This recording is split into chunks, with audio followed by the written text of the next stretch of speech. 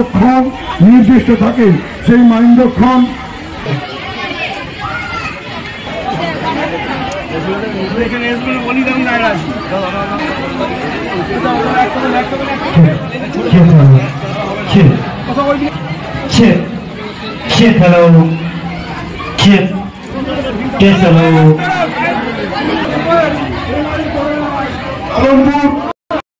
আমাদের মধ্যে মাননীয় সাঁকরাইল বিধায়িকা প্রিয়াপাল মহাশয়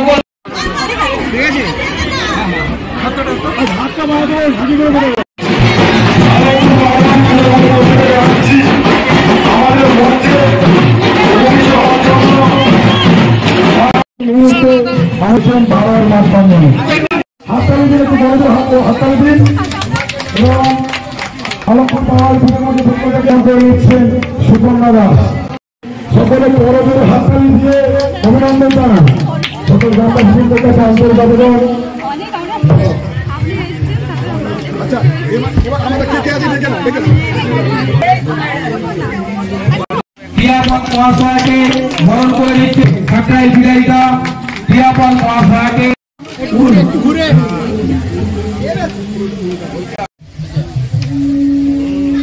উত্তরীয় পরিয়ে বরণ করে নিলেন।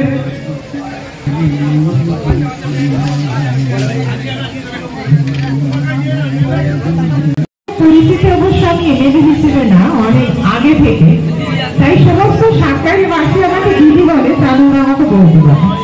এটা খুব মুশকিলের ব্যাপার, কারণ এখন দিদি তো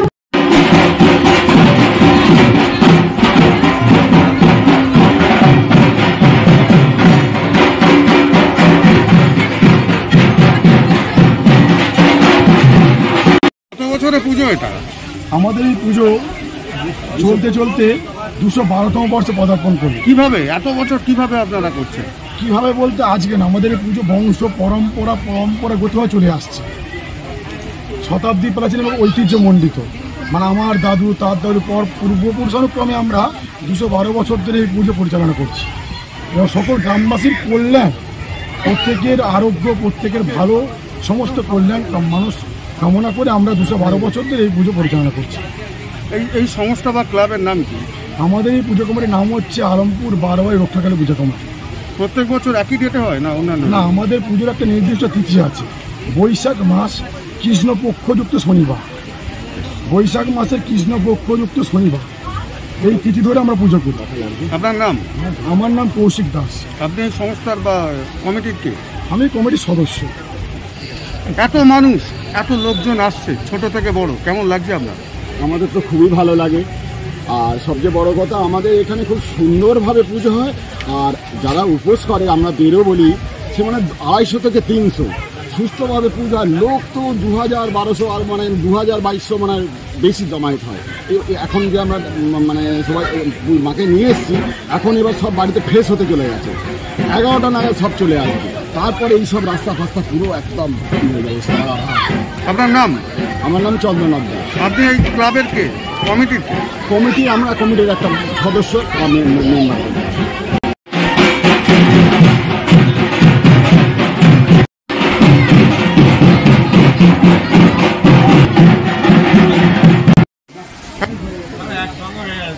মা তো মাই হয়, মায়ের টানে তো দূর দূর থেকে মায়ের টানে ছেলেরা চলে আসে।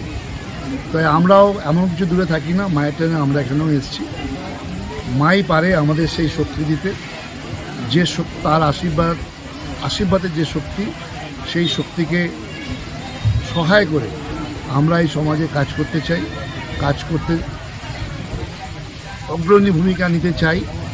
কারণ মানুষ আজকে বিশেষ করে তাদের যে অর্থনৈতিক দুর্বলতা, সামাজিক দুর্বলতা, সেই দুর্বলতাগুলো কাটিয়ে যাতে আমরা সবাই মিলে এই সমাজে সুন্দরভাবে সুস্থভাবে বেঁচে থাকতে পারি, এবং মায়ের সেই আশীর্বাদই আমরা প্রার্থনা করি, যে শক্তিতে শক্তিমান হয়ে যা কিছু অশুভ, সেই অশুভর বিনাশ হয়ে যেন আমরা শুভ শক্তির উদয় ঘটাতে পারি।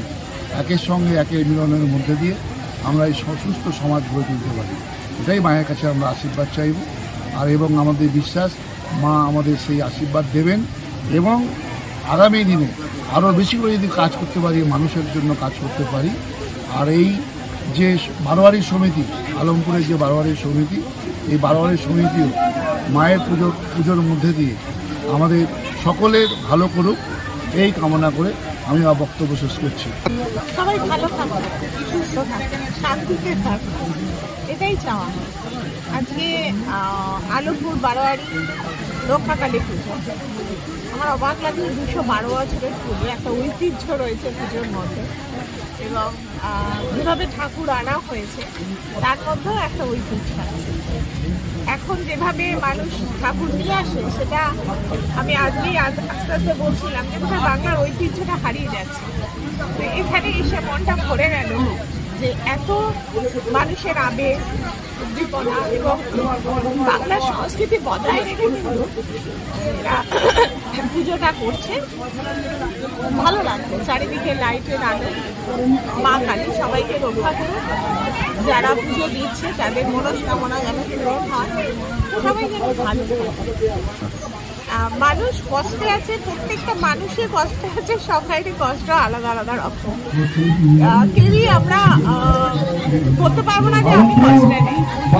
সব মিলিয়ে সুখে দুঃখে জীবন, সেই সুখ দুঃখ নিয়ে মানুষের জীবন। আজকে সারাটা রাত পুজো হবে, একটু সুখ, একটু শান্তি, একটু আনন্দ সবাই মিলে ভাগ করে নিলে ভালো লাগে। আমি বিধায়িকা হিসেবে ভাবি না, একজন মানুষ হিসেবে ভাবি, মানুষের পাশে থাকার চেষ্টা করি।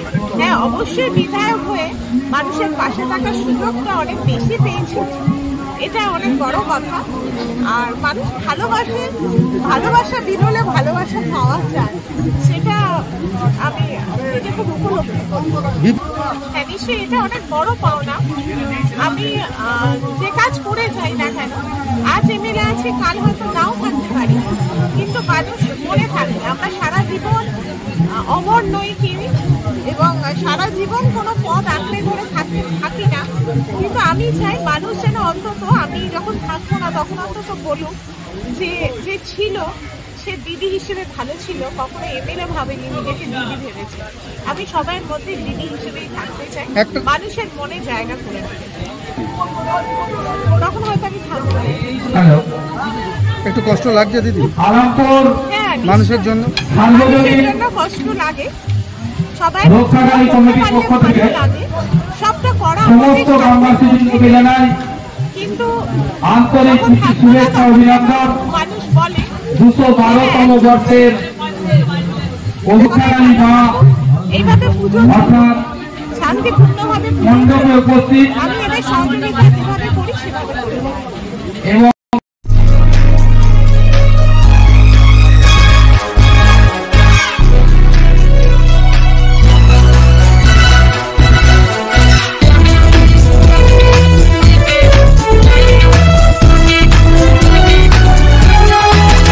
আপনারা দেখছেন এনপিএস নিউজ, সবার সাথে সবার মাঝে।